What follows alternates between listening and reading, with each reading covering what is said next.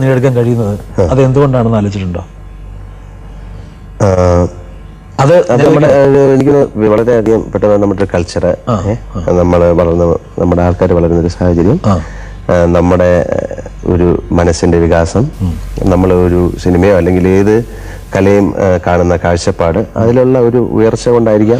അതിലൊരു വലിയ പങ്കാളിത്തം നമ്മുടെ പ്രേക്ഷകർക്കില്ലേ എന്നാണ്. തീർച്ചയായിട്ടും ഉണ്ട്. തീർച്ചയായിട്ടും നമ്മുടെ കാണികളാണല്ലോ അവരുടെ ഈ നല്ല സിനിമ അല്ലെങ്കിൽ ഇങ്ങനത്തെ സിനിമകളെ അക്സെപ്റ്റ് ചെയ്യാനുള്ള അവരുടെ മനസ്സ്. അതുകൊണ്ടാണല്ലോ വീണ്ടും അങ്ങനത്തെ സിനിമകൾ എടുക്കുന്നത്. ഇല്ലെങ്കിൽ ഇപ്പം ഹിസൈനസ് അബ്ദുള്ള പോലെയോ അല്ലെങ്കിൽ ഭരതം പോലെയോ സദയം പോലെയോ ഒക്കെയുള്ള ചിത്രങ്ങൾ എടുക്കാൻ വേറെ ഒരു ഭാഷയിലുള്ള ആൾക്കാർ ധൈര്യം കാണിക്കാത്തത് അതുകൊണ്ടാണ്.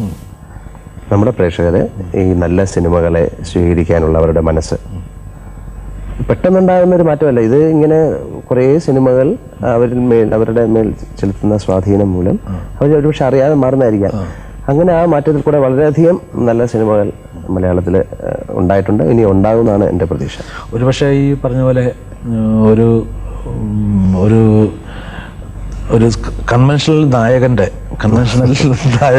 നമ്മൾ രണ്ടുപേരും അങ്ങനെ രൂപസങ്കല്പം ഇല്ലാത്ത ഒരാളെന്ന് പറയുന്നത് കുറച്ചിലായിട്ട് തോന്നത്തില്ലല്ലോ. ഇല്ലല്ല, അതൊരു അഭിമാനമായിട്ട്. അങ്ങനെ ഒരാൾക്ക് ഇത്രയും ജനപ്രീതി ആർജിക്കാനും ഇത്രയും നല്ല സിനിമകൾ അഭിനയിക്കാനും അത് അക്സെപ്റ്റ് ചെയ്യാനും ഇത്രയും അംഗീകാരങ്ങൾ പിടിച്ചു പറ്റാനും കഴിഞ്ഞത് ഒരുപക്ഷെ കേരളത്തിലായതുകൊണ്ട് മാത്രമായിരിക്കാം. തീർച്ചയായിട്ടും. അല്ലെങ്കിൽ നമ്മളെ ഒരു പറഞ്ഞാണ്, എനിക്ക് വേണിച്ചേട്ടനോ അല്ലെങ്കിൽ ശ്രീനിവാസൻ അങ്ങനെ എത്രയോ ആളുകളെ എടുത്ത് പറയുന്നില്ല. ഒരു കൺവെൻഷനിൽ അല്ലെങ്കിൽ ആയിട്ടുള്ള ആക്ടേഴ്സ് ആയിട്ട് വളരെയധികം മാറി നിൽക്കുന്നവരാണ് നമ്മള്. ഗോപിച്ചേട്ടൻ അല്ലേ? എനിക്കത് മലയാളത്തിലായതുകൊണ്ടായിരിക്കാം ഒരു പക്ഷെ അതിൽ നമ്മൾ അഭിമാനം കൊള്ളണം. അതിൽ അഭിമാനം കൊള്ളുന്നു, അതൊരു ഭാഗ്യമായിട്ട് കരുതുക അല്ലേ? ഇപ്പോൾ ഈ ഇവിടുത്തെ പല നമ്മുടെ മലയാളത്തിലുള്ള പല നടന്മാരും നടികളും ഒക്കെ നമ്മുടെ ഈ ഭാഷയുടെ അതിർത്തി വിട്ടിട്ട് മറ്റ് ഭാഷകൾ അഭിനയിക്കുന്നുണ്ട്. ഇപ്പം തമിഴിലും തെലുങ്കിലും കന്നഡത്തിലും അങ്ങനെയുള്ള പല ഭാഷകളിലും അഭിനയിച്ചിട്ടുണ്ട്, ഇപ്പോഴും അഭിനയിക്കുന്നുണ്ട്. മോഹൻലാലിന് അങ്ങനെയുള്ള ഭാഷകളിൽ അഭിനയിക്കാൻ താല്പര്യമില്ലാത്തതുകൊണ്ടാണോ അതോ വേണ്ടത്ര ഒരു ക്ഷണനം കിട്ടിയിട്ടില്ലാത്തതുകൊണ്ടാണോ? ഇത് രണ്ടുമല്ല. കാരണം എനിക്ക് എന്നെ തമിഴ് സിനിമകളിൽ അഭിനയിക്കാൻ വിളിച്ചിട്ടുണ്ട്, തെലുങ്ക് സിനിമകളിൽ അഭിനയിക്കാൻ വിളിച്ചിട്ടുണ്ട്, ഹിന്ദി സിനിമകൾ. അതിൻ്റെ പോകാത്തതിൻ്റെ കാരണം പറയാം.